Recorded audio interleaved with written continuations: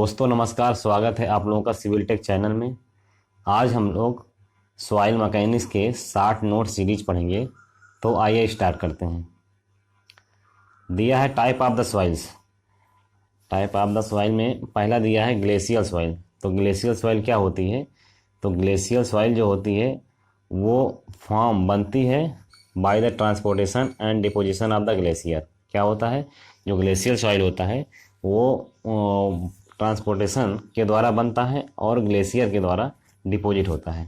दूसरा आपका दिया है एलुवियल सॉइल। एलुवियल सॉइल क्या होता है? Transported by the running water and deposited along the stream. यानी क्या होता है? रनिंग वाटर की बात किया जाए तो जो रनिंग वाटर के द्वारा ट्रांसपोर्ट होता है वो हमारा क्या होता है? एलुवियल सॉइल कहलाता है।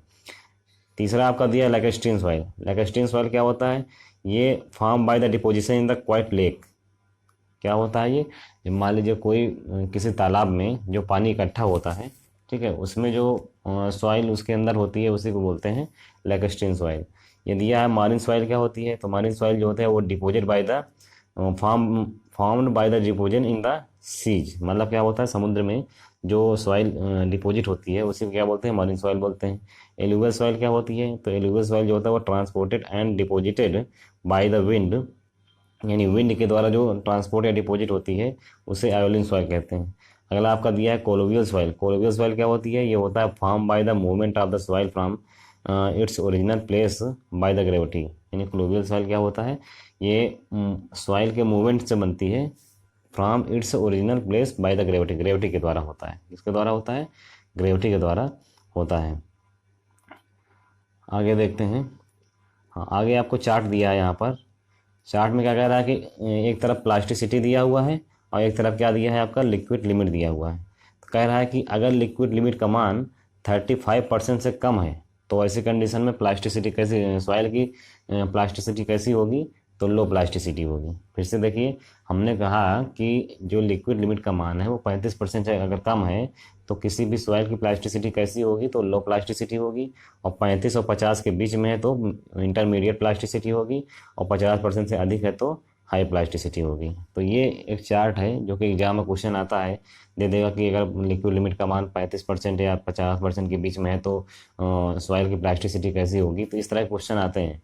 तो कहने का मतलब ये है कि अगर लिक्विड लिमिट का मान 35% से कम है तो लो प्लास्टिसिटी होगी, और 35% और 50% के बीच में है तो मीडियम इंटरमीडिएट प्लास्टिसिटी होगी, और 50% से अधिक है तो हाई प्लास्टिसिटी होगी। अब इधर आपका जो है सॉइल दिया हुआ है और इसके साथ साथ इधर परमेबिलिटी दिया गया है कि किस सॉइल की परमेबिलिटी कितनी होती है, ये यहाँ पर दिया हुआ है। जैसे सॉइल आपका है ग्रेवल। ग्रेवल सॉइल है तो इसकी परमेबिलिटी कितनी होती है? 10⁻0 होती है सेंटीमीटर पर सेकेंड में। और कोर्स सैंड दिया है। कोर्स सैंड कितना होता है? तो 10⁻0 से 10⁻−1 होता है सेंटीमीटर पर सेकेंड में। मीडियम सैंड की बात किया करें तो 10⁻−1 से 10⁻−2 होता है। फाइन सैंड की बात करें तो 10⁻−2 से 10⁻−3 होता है। सिल्टी सैंड की बात करें तो 10⁻3 से 10⁻4 सेंटीमीटर पर सेकेंड होता है। सिल्ट की बात करें तो सिल्ट का होता है 1 × 10⁻5 होता है। और क्ले की बात करें तो क्या होता है? क्ले में होता है 10⁻7 से 10⁻9। आगे देखते हैं। दिया हुआ है, ये भी अच्छा क्वेश्चन है। चार्ट दिया है, कह रहा है कि इक्विपमेंट दिया हुआ है, उसके बाद मोस्ट सुटेबल सॉइल और लीस्ट सुटेबल सॉइल दिया है। इक्विपमेंट में क्या दिया है कि smooth steel drum roller, smooth steel drum roller, static and vibratory. तो ये इसमें मोस्ट सुटेबल सॉइल कौन कौन सी आती हैं? तो वेल ग्रेडेड सैंड हो गया, ग्रेवल हो गया, क्रश्ड रॉक हो गया, एस्फाल्ट हो गया। और लीस्ट सुटेबल सॉइल में क्या क्या आता है? आता है यूनिफॉर्म सैंड हो गया, सिल्टी सैंड हो गया, और सॉफ्ट क्ले आता है। आपका दूसरा नंबर दिया कह रहा है न्यूमेटिक टायर रोलर में। जैसे न्यूमेटिक टायर रोलर जो होता है उसके लिए मोस्ट सुटेबल सॉइल कौन कौन सी होती हैं? तो most course and fine soil क्या होती है? Most course and fine soil होती है। और लीस्ट सुटेबल सॉइल क्या होती है? वेरी सॉफ्ट क्ले, यानी वेरी सॉफ्ट क्ले जो होता है इसके लिए लीस्ट सुटेबल सॉइल होती है। तीसरा आपका दिया है सीट फुट रोलर। क्या दिया है? सीट फुट रोलर दिया है। तो ये इसके लिए मोस्ट सुटेबल सॉइल क्या होता है? तो द फाइन ग्रेन सॉइल क्या होता है? Fine grain soil sand gravel with क्या होता है? Greater than 20% of the fines. और लीस्ट सुटेबल सॉइल क्या होता है? Uniform gravel, very coarse soil जो होते हैं इसके लिए लीस्ट सुटेबल सॉइल होते हैं। तीसरा आपका दिया ग्रिड रोलर। तो ग्रिड रोलर के लिए मोस्ट सुटेबल सॉइल कौन सा होता है? तो वीदर डॉक हो गया, और वेल ग्रेडेड कोर्स सॉइल हो गया, ये सब जो होते हैं मोस्ट सुटेबल सॉइल होते हैं। अब लीस्ट सुटेबल सॉइल के बारे में बात करें तो यूनिफॉर्म मटेरियल, सिल्टी क्ले या फिर क्ले, ये सब जो होते हैं ये ग्रिड रोलर के लिए लीस्ट सुटेबल सॉइल होते हैं। तो अगला आपका दिया है वाइब्रेटिंग प्लेट। तो वाइब्रेटिंग प्लेट का क्या है, इसके लिए मोस्ट सुटेबल सॉइल क्या होगा, coarse soil with the 4 to 8% fines, यानी कोर्स सॉइल होता है विद द 4 to 8% जो है फाइन होता है इसमें। अगला दिया आपका टेम्पर एंड हैमर।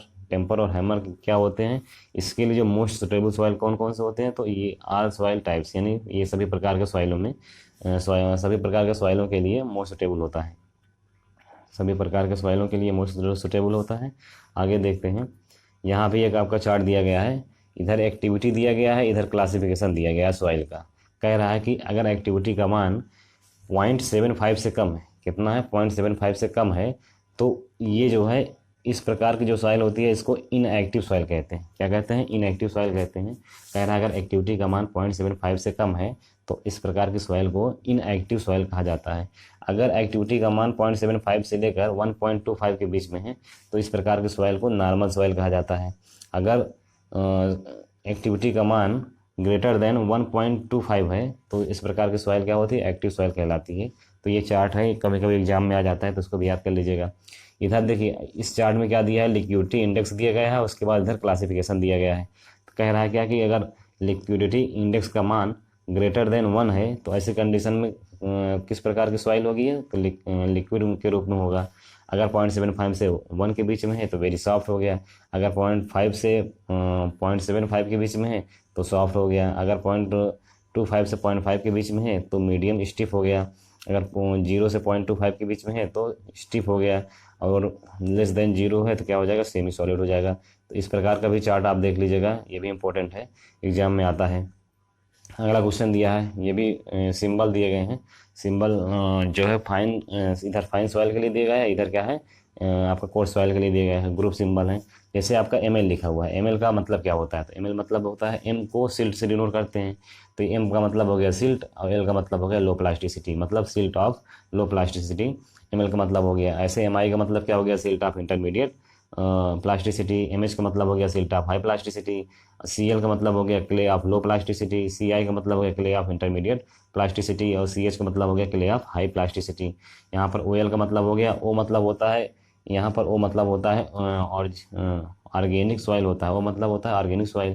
तो ओएल लिखा हुआ है तो organic soil of the low plasticity. O I का मतलब हो गया organic soil of the intermediate plasticity, और ओ एस का मतलब हो गया original organic soil of the high plasticity. यहाँ पीटी लिखा हुआ, पीटी का मतलब क्या होता है, इसको पीट बोलते हैं, पीट सॉइल जो होती है उसको, जो उसका जो ग्रुप सिंबल होता है पीटी होता है। अब तो ये तो फाइन सॉइल के लिए था। अब इधर कोर्स सॉइल के लिए बात करें तो जैसे आपका दिया है GW। जी मतलब क्या होता है, वेल ग्रेडेड होता है। जी मतलब होता है ग्रेवल और डब्ल्यू मतलब होता है वेल ग्रेडेड, तो यानी GW का मतलब क्या हो गया, वेल ग्रेडेड ग्रेवल। जीपी का मतलब क्या हो गया, पुअरली ग्रेडेड ग्रेवल। और जीएम का मतलब क्या हो गया, एम का हमने बताया था सिल्ट होता है, जी का मतलब होता है ग्रेवल, तो सिल्टी ग्रेवल हो गया। जीसी मतलब क्ले ग्रेवल हो गया। SW का मतलब हो गया वेल ग्रेडेड सैंड, और SP का मतलब हो गया पुअरली ग्रेडेड सैंड, और SM का मतलब हो गया सिल्टी सैंड, और SC का मतलब हो गया क्ले सैंड। तो इस प्रकार से ये सिंबल दिए गए हैं। कभी कभी एग्जाम में आ जाता है इसके बारे में कि एमएल का मतलब क्या होता है, तो नीचे लिखा रहता है तो उसको आपको बताना होता है। आगे देखते हैं, आगे हमने बताया भी एक्टिविटी के बारे में, तो मैंने बता ही दिया था आपको कि अगर 0.75 से कम है तो इनएक्टिव सॉइल हो जाएगा, 0.75 से 1.25 के बीच में है तो नॉर्मल हो जाएगा, और ग्रेटर देन 1.25 है तो इनएक्टिव सॉइल हो जाएगी। अब यहाँ पर देखिए क्लासिफिकेशन दिया गया है, अलग अलग जो साइज होती हैं सॉइल की उनके क्लासिफिकेशन दिया गया है। जिससे पहला आपका दिया है कि very coarse soil. Very coarse soil में क्या क्या आता है, एक तो बोल्डर साइज आते हैं, एक ओवल साइज आता है। तो बोल्डर साइज कहाँ होता है, अगर क्या बोलते हैं, अगर किसी भी सॉइल की जो साइज होती है वो ग्रेटर देन 300 mm होता है तो उसको बोल्डर साइज बोलते हैं। अगर कोबल साइज की बात करें तो 80 से लेकर के 300 mm के बीच में होता है। अब कोर्स सॉइल की बात करें तो कोर्स सॉइल में क्या क्या आता है, एक तो ग्रेवल साइज आता है, उसके बाद सैंड साइज आता है। ये दो प्रकार की जो साइज होती हैं इसको कोर्स सॉइल बोलते हैं। अब ग्रेवल साइज दिया हुआ तो ग्रेवल में भी दो पार्ट होता है, एक होता है कोर्स, एक होता है फाइन। तो कोर्स जो है ग्रेवल में, अगर कोर्स पार्ट हम किसको कहते हैं, अगर किसी भी सॉइल का, अगर किसी भी सॉइल का मान, सॉइल की जो साइज होती है वो 20 से लेकर के 80 mm के बीच में होती है तो उसको कोर्स ग्रेवल कहते हैं। और अगर फाइन ग्रेवल की बात किया जाए तो इसका जो साइज होता है 4.75 से लेकर 20 mm के बीच में होता है। अब सैंड साइज की बात करें तो सैंड साइज को भी 3 भागों में क्लासीफाई किया गया है, कोर्स, मीडियम और फाइन। तो कोर्स, मीडियम, फाइन का मतलब हो गया कोर्स सैंड किसको कहेंगे, जिसकी साइज जो है 2 mm से 4.75 mm के बीच में होता है।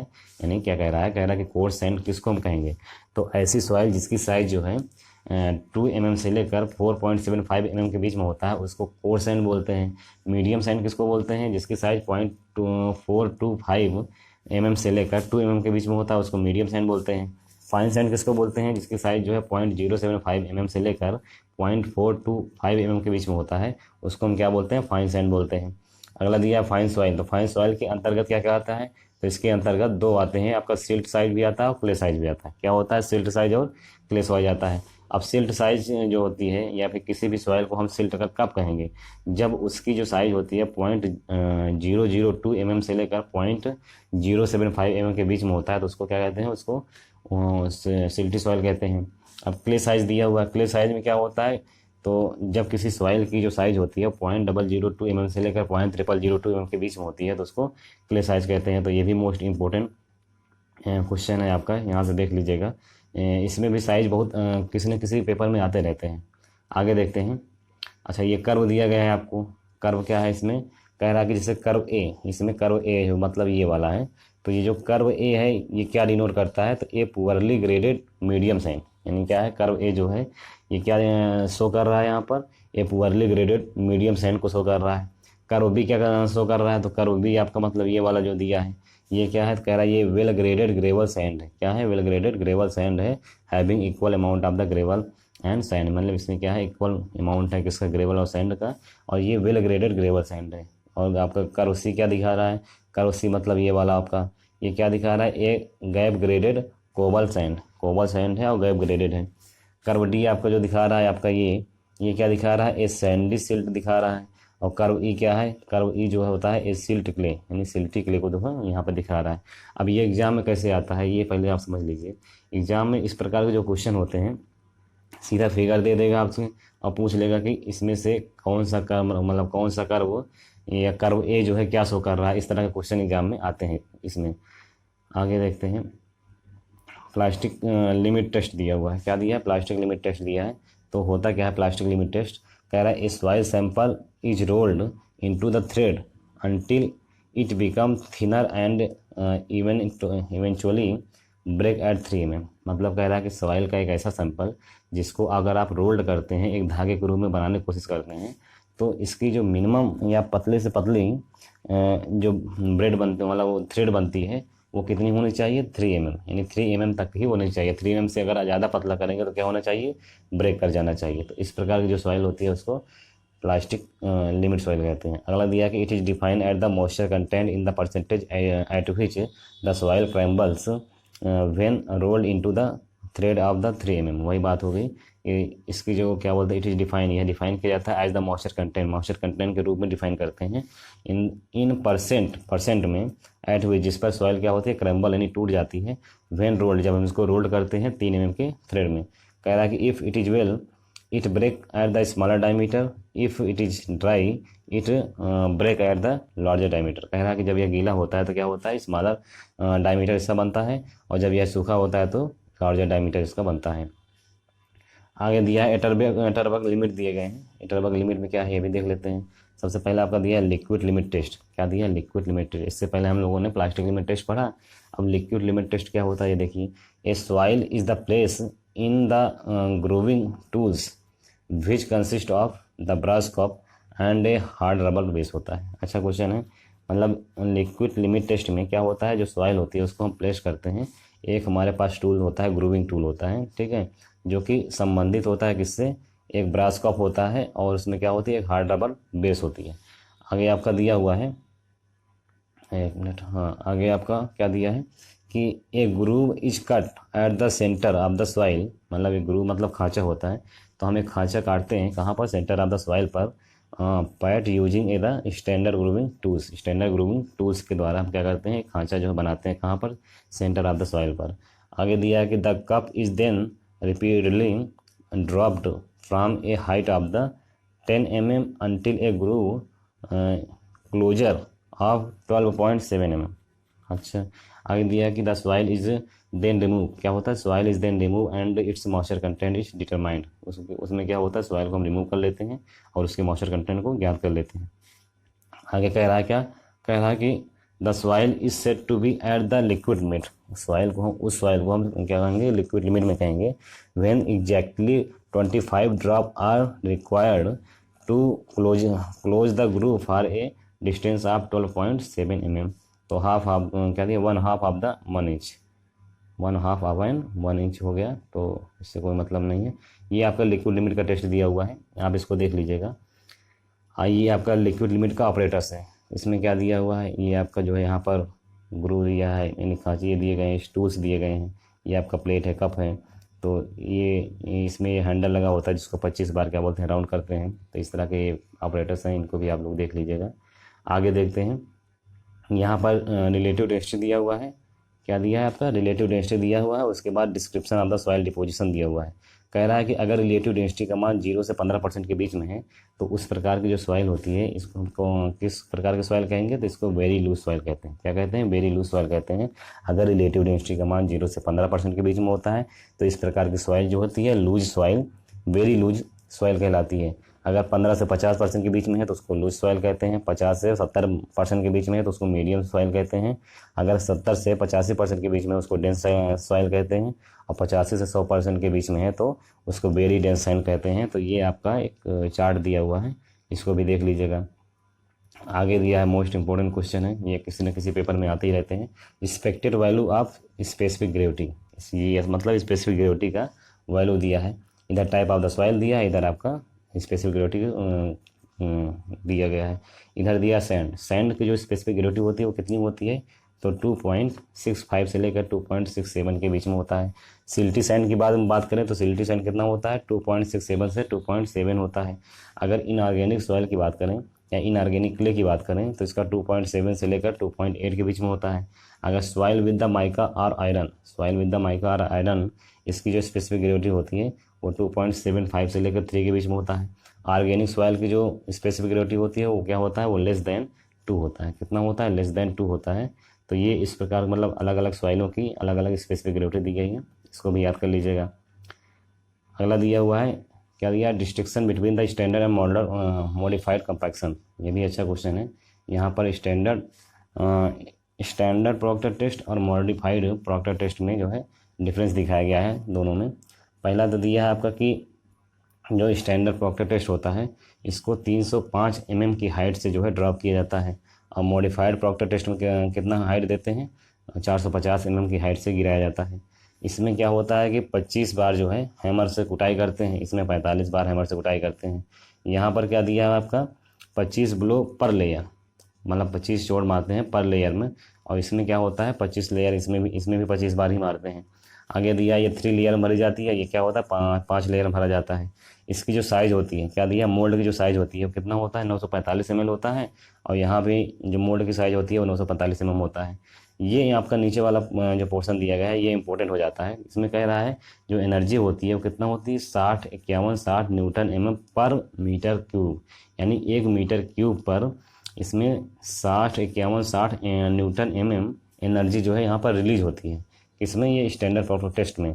और मॉडिफाइड प्रॉक्टर टेस्ट के बारे में बात करें तो यहाँ पर जो एनर्जी रिलीज होती है वो पर मीटर के ऊपर कितना होती है, 27,26,000 न्यूटन mm होता है। ठीक है, तो ये क्वेश्चन एग्जाम में आते हैं एनर्जी को लेकर के, तो इसको आप देख लीजिएगा।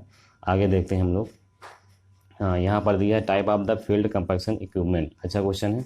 मतलब यहाँ पर अलग अलग type of the compaction equipment दिए गए हैं, कौन कौन से होते हैं। जैसे पहला आपका है smooth wheeled steel drum roller है, दूसरा है न्यूमेटिक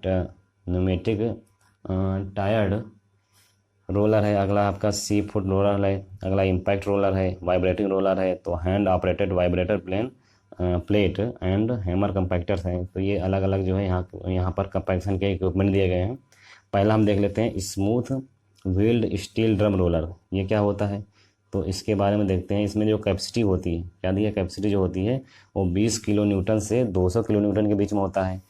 दूसरा क्या दिया कि सेल्फ प्रोपेलर और ट्रोवेल्ड होता है, तीसरा आपका दिया है सुटेबल होता है किसके लिए, वेल ग्रेडेड सैंड के लिए, ग्रेवल के लिए, silt of the low plasticity, ऐसी सिल्ट जिसकी प्लास्टिसिटी लो होती है उसके लिए ये सुटेबल होता है। अगला आपका दिया है कि अनसुटेबल होता है for uniform sand, silt and क्या दिया, सैंड, सिल्ट, सैंड और क्ले सॉफ्ट, ये सॉफ्ट क्ले के लिए ये क्या होता है, अनसुटेबल होता है। तो ये आपका जो है इसका फिगर दिया गया है, इसको भी देख लीजिएगा आप लोग। आगे दिया हुआ है pneumatic tyre roller, pneumatic tyre roller, ये आपका न्यूमेटिक टायर रोलर है। इसको दिया है कि ये यूजुअली 2 एक्सल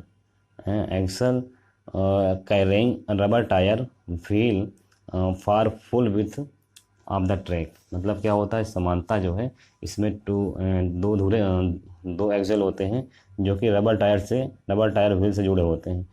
दूसरा आपका दिया है, कह रहा है कि dead load water is add to give the weight of, कितना होता है इसका, 100 से 400 किलो न्यूटन होता है। आगे दिया सुटेबल होता है for the most course and fine soil के लिए, कोर्स और फाइन सॉइल के लिए मोस्ट सुटेबल होता है। अगला दिया अनसुटेबल होता है for very soft clay and highly variable soil, तो हाईली वेरिएबल सॉइल और वेरी सॉफ्ट क्ले के लिए क्या होता है, ये अनसुटेबल होता है। आगे क्या दिया है, अगला आपका दिया सी फुट रोलर, क्या दिया है, सी फुट रोलर, ये क्या होता है, तो पहली बात ये होता है सेल्फ प्रॉपलेट आर टॉप्ड होता है। और बी आपका दिया है क्या दूसरा, कि ड्रम फिटेड, इसमें क्या होता है, ड्रम फिट होता है, तो drum fitted with the projecting club shaped feet to provide kneading action, क्या होता है, दिया है कि ड्रम जो है फिट किया जाता है with the projecting club shaped feet, क्या होता है, shaped feet to provided kneading action. इसका वेट कितना होता है, वेट होता है 50 से लेकर 80 किलो न्यूटन के बीच में होता है, 50 से लेकर 80 किलो न्यूटन के बीच में इसका वेट होता है। आगे आपका दिया कि सुटेबल होता है किसके लिए, फॉर द फाइन, सुटेबल होता है for the fine grain soil, sand और ग्रेवल विथ कंसिडरेबल फाइन्स, क्या होता है, विथ कंसिडरेबल फाइन होता है। तो ये आपका फिगर दिया है, देख लीजिए। अगला आपका दिया है इम्पैक्ट रोलर, क्या है, इम्पैक्ट रोलर। इम्पैक्ट रोलर मतलब क्या होता है, सीधा इसमें क्या होता है, जब कंपैक्शन किया जाता है तो सीधा इम्पैक्ट देता है।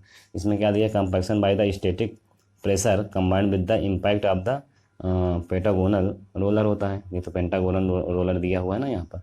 आगे दिया कि higher impact energy breaks the soil lumps and provided kneading action, अच्छा क्वेश्चन है, मतलब ऑप्शन दिया है, कह रहा है कि जो हायर इम्पैक्ट होता एनर्जी जो होती है वो ब्रेक कर देती है किसको, सॉइल के लम्प को, एंड प्रोवाइडेड नीडिंग एक्शन को प्रोवाइड कराती है। आगे देखते हैं, हाँ ये आपका दिया हुआ है, ये आपका जो दिया है प्रॉक्टर नीडल दिया है, तो प्रॉक्टर नीडल के बारे में बताया है कि ये यूज किया जाता है for the rapid determination of the water content of the soil in the field, यानी फील्ड में किसी भी सॉइल की वाटर कंटेंट को अगर जल्द शीघ्र से शीघ्र ज्ञात करना होता है तो ऐसे कंडीशन में क्या होता है, प्रॉक्टर नीडल को हम यूज करते हैं। दूसरा आपका दिया है कि rapid moisture meter is used as an alternative, क्या होता है, रैपिड मॉइस्चर मीटर जो होता है इज यूज किया जाता है एज एन अल्टरनेटिव रूप में। अगला दिया है कि जो प्रॉक्टर नीडल्स होते हैं कंसिस्ट ऑफ ए पॉइंट, क्या होता है, प्रॉक्टर नीडल जो होता है consist of a point attach to the graduated needle shank and spring loaded plunger. चौथा आपका दिया varying cross section of the needle point are available होता है। तीसरा आपका अगला कुछ दिया है पांचवा, the penetration force is ready और stem at the top. Six दिया to use the needle in the field celebration is done on the specific soil in the lab and calibration curve जो होता है इस प्रिपेयर किया जाता है and the curve is used in the field to determine the placement water content, यानी water content के placement को ज्ञात करने के लिए करते हैं। आगे आपका दिया compaction control in the field, इसमें क्या होता है, कंपैक्शन जो है कंट्रोल किया जाता है कहाँ पर, फील्ड पर। These are many variable which control the vibratory compaction or densification of the soil. तो कुल मिला के ये आपका ये प्रॉक्टर नीडल के बारे में बताया गया है यहाँ पर। इसमें देखिए ये हैंडल लगा हुआ है आपका, ये कैलिब्रेटेड स्टेम है, ये स्लाइडिंग रिंग है आपका, उसके बाद यहाँ पर स्प्रिंग लोडेड प्लंजर दिया हुआ है, उसके बाद नीडल संक दिया हुआ है, फिर नीडल पॉइंट नीचे आपका नीडल पॉइंट दिया गया है। तो ये सब दिए गए हैं, इनको आप देख लीजिए। तो इस प्रकार से हम लोगों ने इस वीडियो को कम समय में अधिक क्वेश्चन को पढ़ने की कोशिश किया है। अगर आपको इस वीडियो का PDF चाहिए तो नीचे डिस्क्रिप्शन में लिंक प्रोवाइड है, आप वहां से डाउनलोड कर सकते हैं। और आपको हमारा वीडियो पसंद आता है तो प्लीज़ लाइक करें, शेयर करें, सब्सक्राइब करें। थैंक यू, धन्यवाद।